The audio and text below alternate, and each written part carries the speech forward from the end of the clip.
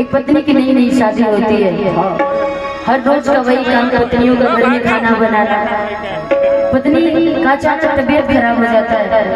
पत्नी अपने पति से कहती है कि सुनिए पतिदेव जी, आज मेरी तबीयत ठीक नहीं लग रही है, मैं चाहती हूँ कि आज का खाना आप ही बना दीजिए, रोटी आप ही बना दीजिए। पति बड़ा नाराज होता है, कहता है कि अच्छा इसी दिन के लिए मैं तुमसे शादी करके लाया था तुम्हें, अब मैं रोटी बनाऊँ तुम खाओगी। लेकिन पत्नी बड़ी प्यार से पहले अपने पति को समझाती है। कैसे समझाती है कि ठाक गई मोहरी से भीतर डोल दो कि धैलस काम जोरी कि गुल कुछ भी घोल दो कि बेलए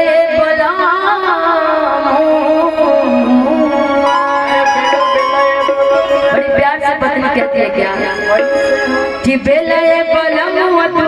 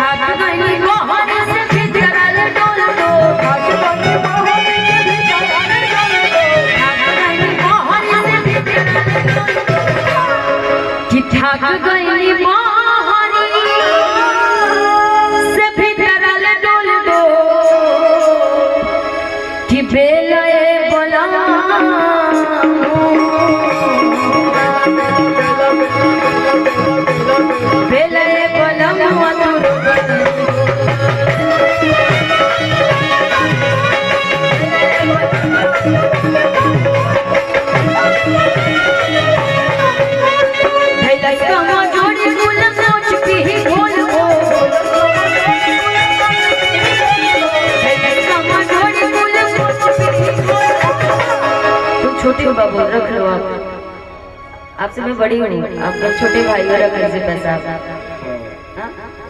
भतीजा ही लगेगा कि धैलस काम जो मुकेश भाई। क्या मुकेश जी कुछ कहे हैं क्या? कि धैलस काम जो कि गुल कुछ भी घोल दो कि बेलए बला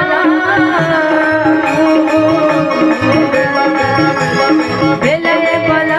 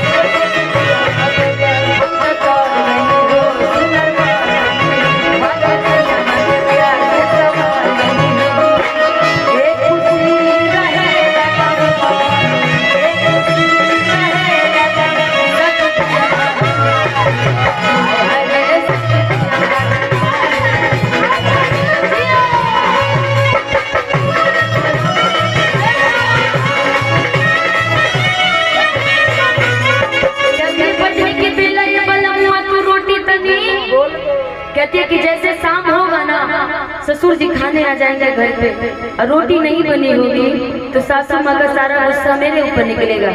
कैसे कहते हैं कि होते सजहरिया होते सजहरिया बाबू वही खा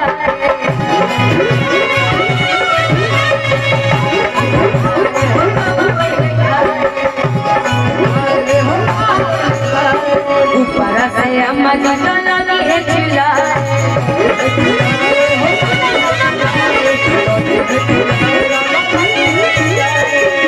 सजहरिया बाबू वही खाए, बाबू वही खाए हो, बाबू वही खाए हो, बाबू वही खाए हो।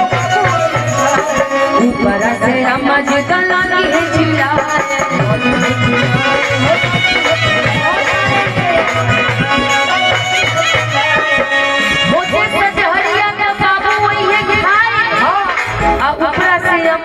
लगी है चिल्लाए। पत्नी का भाव है अपने पति से कहती है क्या, खोपड़ी खराब टकाई दिली बोल को, खोपड़ी खराब टकाई दिली बोल को, कि खोपड़ी खराब कि टकाई दिली बोल को, कि बेलाए बोला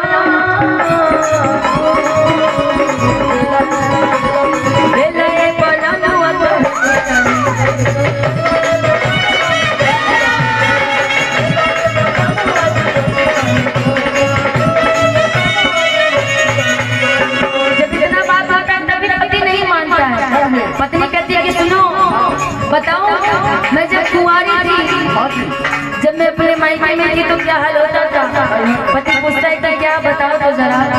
पत्नी कहती है अपने पति से क्या, लाखों आशिक मर जाते मेरी जो मुस्कान पे, लाखों आशिक मर जाते, लाखों आशिक मर जाते मेरी जो मुस्कान, मेरे जैसा मेरे जैसा मेरे जैसा कोई नहीं है, मेरे जैसा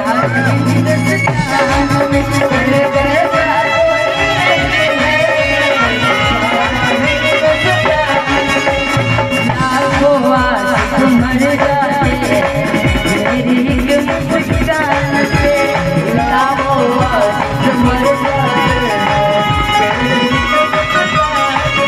मेरे जैसा मेरे जैसा मेरे जैसा कोई नहीं है।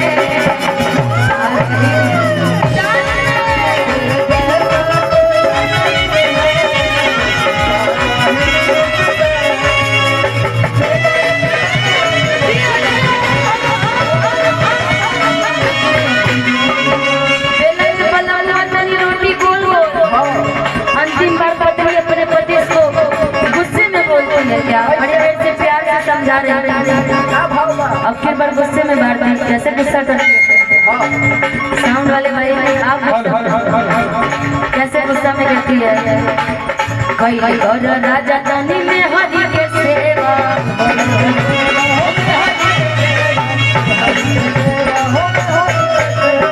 तब नु भेटाई राजा रतिया में मेवा,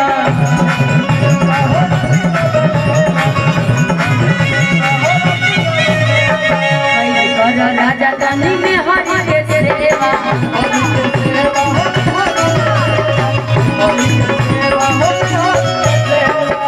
कई कर राजा तनी में हरि के सेवा, तभी नु भेटाई राजा रतिया में मेवा।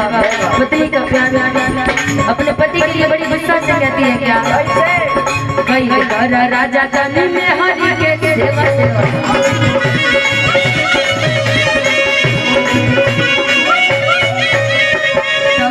भेटाई राजा रतिया में मेवा,